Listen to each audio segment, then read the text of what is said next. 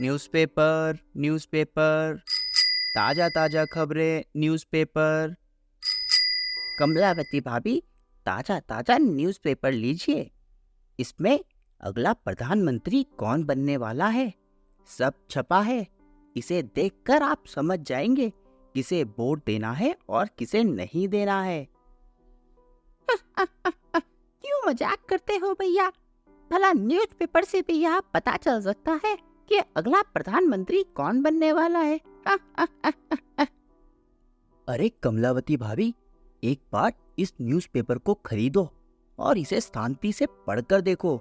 तुम्हारी समझ में आ जाएगा कि अगला वोट किसको देना है। आप राहुल गांधी की सरकार बनाना चाहेंगे या नरेंद्र मोदी की?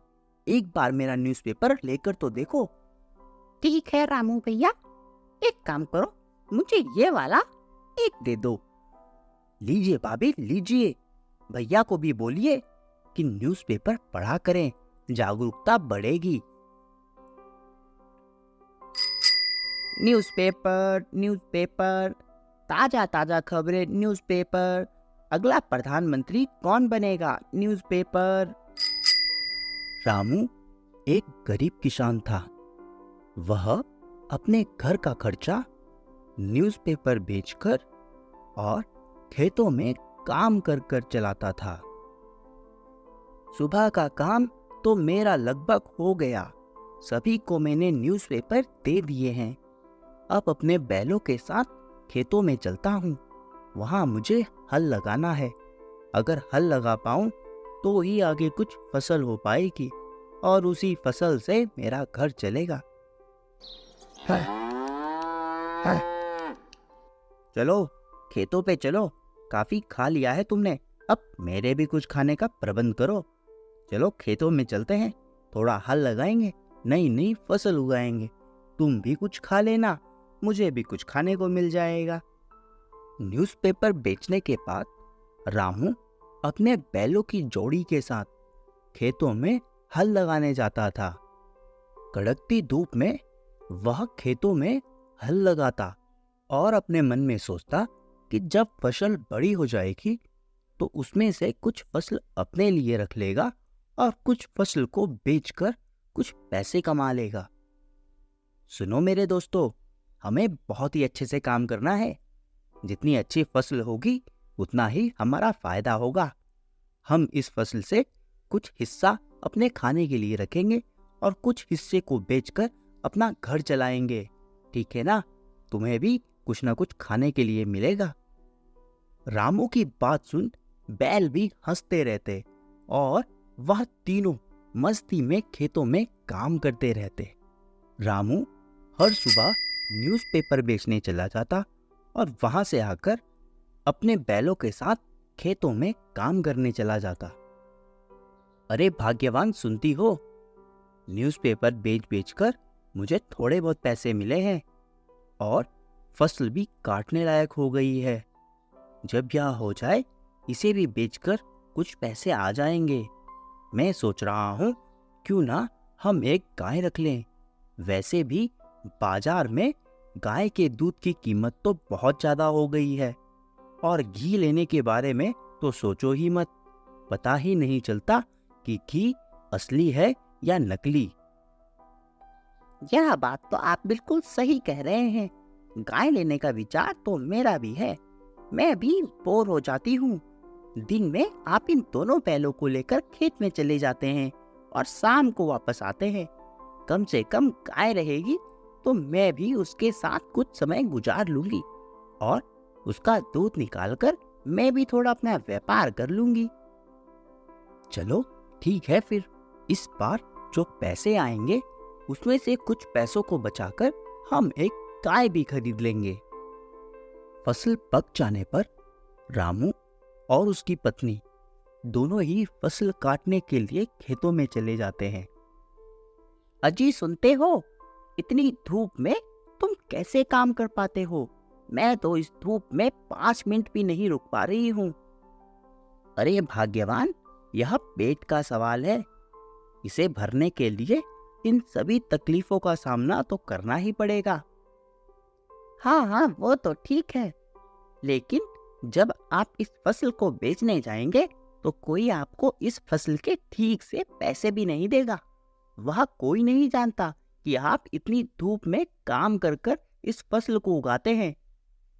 अरे भाग्यवान, अब हम क्या कर सकते हैं?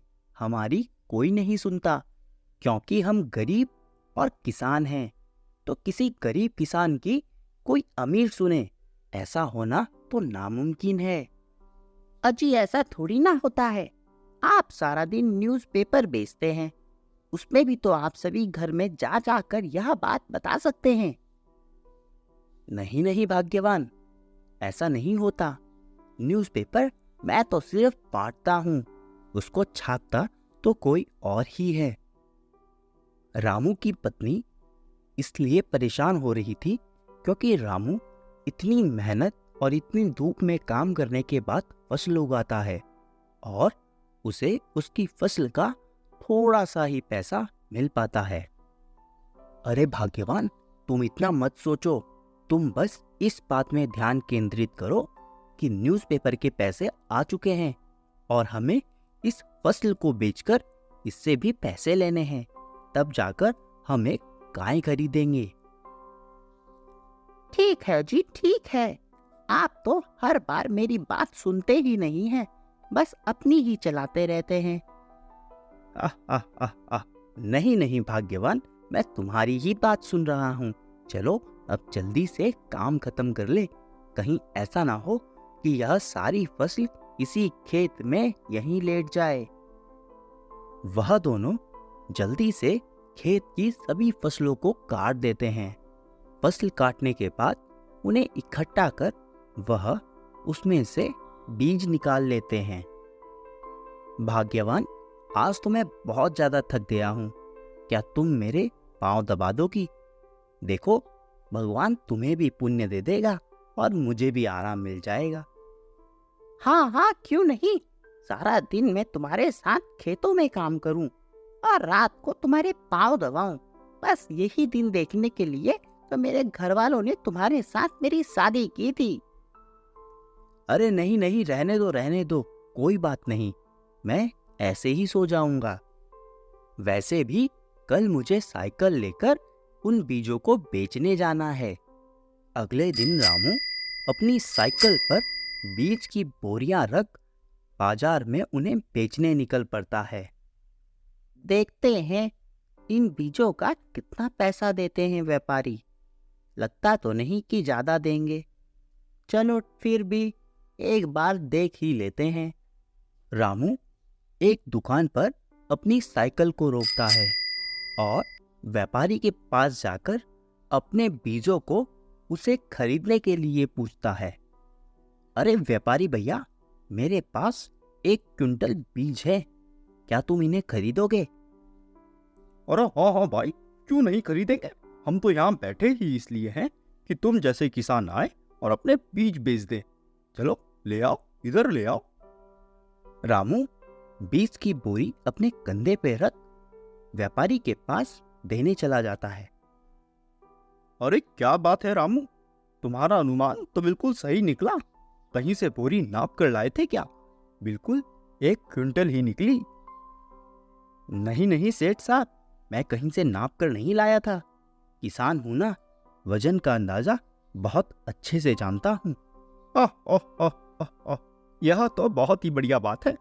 चलो यह सब तो ठीक है, लेकिन तुम इतना तो जानते ही होंगे कि इस बार सरकार किसकी आने वाली है, कौन बनने वाला है देश का अगला प्रधानमंत्री। जानते हो क्या?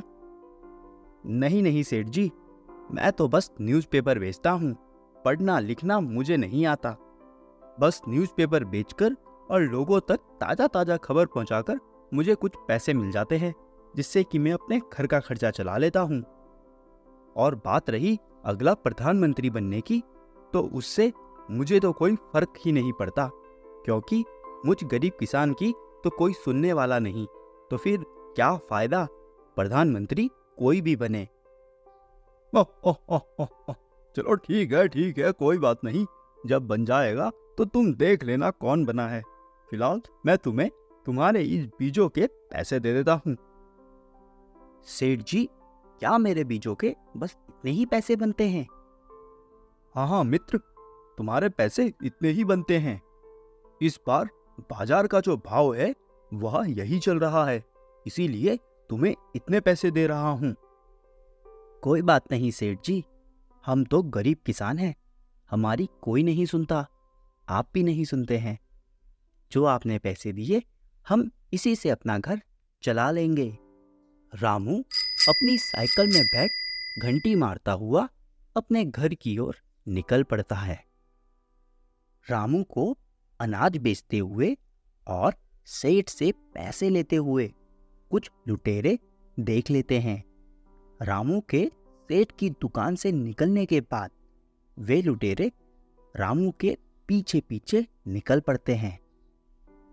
अबे लगता है आज तो सेठ से कुछ मोटी रकम लेके जा रहा है यह किसान। इसको कहीं बीच जंगल में धर लेते हैं, जितने पैसे हैं सब लूट लेंगे। चलता हूँ इसके पीछे जल्दी से, कहीं यह मुझसे आगे ना निकल जाए।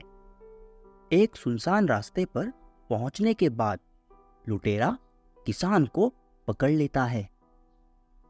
क्यों भाई किसान, बहुत पैसा लेके घूम रहे हो? हाँ, लगता है कुछ मोटी रकम हाथ लगी है। चलो लाओ, मुझे दे दो। कहाँ जाओगे इतनी मोटी रकम लेकर? अरे नहीं नहीं भाई, मोटी रकम नहीं है, मेहनत से जो मैंने अनाज कमाया था उसके पैसे हैं। अभी अभी सेठ को वही अनाज बेच कर आ रहा हूँ और उनसे यह पैसे लेकर आ रहा हूँ। मैं भी तो वही कह रहा हूँ, यह पैसे मुझे दे दो, नहीं तो मैं तुम्हें यहीं मार दूंगा। ऐसे कैसे मैं तुम्हें यह पैसे दे दूं? क्या तुम जानते हो कि मैंने कितनी मेहनत करके इन पैसों को कमाया है और तुम यहाँ आकर मेरे सामने खड़े होकर मुझे कहते हो कि यह पैसे मैं तुम्हें दे दूं? मैं नहीं दूंगा। अगर तुम प्यार से नहीं दोगे तो मुझे जबरदस्ती छीनने पड़ेंगे। तुम्हारा फायदा इसी में है कि तुम मुझे आराम से दे दो। वह चोर रामू से पैसे मांगता रहता है, लेकिन रामू अपनी ईमानदारी से कमाई एक भी रकम उस चोर को नहीं देना चाहता था। काफी समय बहस करने के बाद चोर और रामू के बीच हाथापाई हो जाती है। चोर रामू के पैसे लेकर भाग जाता है। मैंने तो पहले ही कहा था, मुझे पैसे दे दे, नहीं तो फालतू में तेरी कुटाई कर दूंगा। अब तेरी कुटाई भी हो गई है और मैंने तुझसे पैसे भी लूट लिए हैं। अब आया ना तुझे मजा? मेरे पैसे लेकर चला गया चोर। चोर रुक जा, मेरे पैसे दे दे, मैंने इतनी मेहनत से उन्हें कमाया है, वापस दे दे मुझे चोर। रामू चिल्लाता रह जाता है, लेकिन चोर उसके पैसे लेकर भाग जाता है। रामू जब खाली हाथ अपने घर पहुंचता है। आ जाओ बैठो, मैं तुम्हारे लिए पानी लेकर आती हूँ, तुम थक गए होंगे। रामू की पत्नी रामू के लिए पानी लेकर आती है। जल्दी जल्दी बताओ, सेठ ने अनाज के कितने पैसे दिए हैं? हमें गाय लेने भी जाना है, मैं एकदम रेडी हूँ। रामू चुपचाप मुंह लटकाकर बैठा रहता है। अरे ऐसा भी क्या हो गया जो तुम कुछ बोल ही नहीं रहे हो? क्या बात है, बताओ। अरे भाग्यवान, मैं सेठ को अनाज बेचकर कुछ पैसे लेकर आ ही रहा था, तभी रास्ते पर मुझे एक चोर मिल गया। उसने मुझे कूटा और मेरे सारे पैसे लेकर भाग गया। अब मैं क्या करूं? मैंने इतनी मेहनत से वह पैसे कमाए थे और वह मेरे सारे पैसे लेकर भाग गया। हे भगवान, तुम्हारे सारे पैसे चोरी हो गए और तुम खाली हाथ आए हो। चलो कोई बात नहीं, भगवान का लाख लाख शुक्र है कि तुम तो सही हो। हम फिर से मेहनत करेंगे, दोबारा फसल उगाएंगे और उन्हें बेचकर फिर से पैसे कमाएंगे। इस बार मैं भी तुम्हारे साथ चलूंगी। ठीक है भाग्यवान, अगली बार हम दोनों ऐसा ही करेंगे। लेकिन तुम निराश ना हो, आज हम तुम्हारे लिए गाय लेने अवश्य जाएंगे। मेरे पास न्यूज़पेपर के कुछ पैसे हैं, उससे हम गाय लेकर आ जाएंगे। रामू और रामू की पत्नी दोनों ही एक गांव में ग्वाले के पास जाते हैं। भाई साहब, हमें एक गाय लेनी है जो ना तो सींग मारती हो ना ही लात, और हमारा पेट भरने के लिए थोड़ा बहुत दूध दे दे। अरे अरे रामू भाई, चिंता क्यों करते हो? ऐसी गाय दूंगा जो ना ही तो सींग मारती है और ना ही लात, और दूध तो इतना देगी तुम उसे पीते पीते थक जाओगे और उसके बाद उसी दूध से नहाना शुरू कर दोगे। भगवान की कसम। ठीक है भैया, लाओ कोई एक गाय दिखा दो फिर। रामू और उसकी पत्नी को एक गाय पसंद आ जाती है। वह उस गाय को लेने के लिए तैयार हो जाते हैं। हमें यह वाली गाय दे दो भैया। ठीक है रामू भाई, ले जाओ, यह वाली गाय ले जाओ। यह गाय 4,000 रुपए की है। 4,000 रुपए दो और इस गाय को ले जाओ। रामू अपनी पत्नी की ओर देखता है और ग्वाले से कहता है, लेकिन बड़े भैया, मेरे पास तो अभी सिर्फ 2,000 रुपए हैं। 2,000? 2,000 में तो यह गाय आ पाना मुश्किल है। क्या हम एक काम कर सकते हैं? मैं तुम्हें 2,000 रुपए अभी दे देता हूँ और 2,000 रुपए 1-2 महीने बाद दे दूंगा, अगर तुम्हारी सहमति हो तो। ग्वाला थोड़ी देर मन ही मन सोचता है। दे देता हूँ इस गाय को। वैसे भी 1-2 साल बाद तो यह दूध देना बंद ही कर देगी। उसके बाद तो कोई इसे 1,000 रुपए में भी नहीं लेकर जाएगा। ठीक है रामू भाई, 2,000 रुपए देकर ले जा लो। बाद में मुझे 2,000 रुपए समय से वापस कर देना, भूलना मत। नहीं भैया, आप चिंता ना करें, हम आपके पैसे पूरी ईमानदारी के साथ देंगे। ग्वाले से गाय लेने के बाद रामू और रामू की पत्नी दोनों ही अपने घर की ओर आ जाते हैं। वीडियो अच्छा लगा हो तो चैनल को सब्सक्राइब करके जरूर जाना। वह जो नीचे लाल कलर का बटन है ना, जिस पे सब्सक्राइब लिखा हुआ है, उसको तोड़ो मोड़ो कुछ भी करो, लेकिन बस उसको दबा के जाना।